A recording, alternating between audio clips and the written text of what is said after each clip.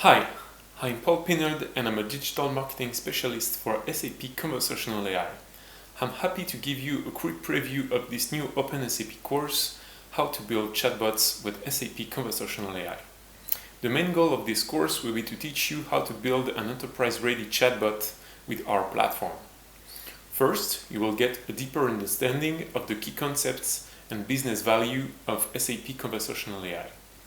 Then, we will deep dive into hands-on sessions on how to train your chatbot, build its conversational flows, connect it to communication channels, and monitor its usage.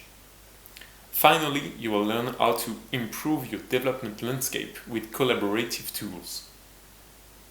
This course will be presented by my colleagues and product experts Sebastian, Tim, and Daya. Let me give you a quick overview of the topics that will be covered in this course. In week 1, we will start with a general introduction of SAP Conversational AI.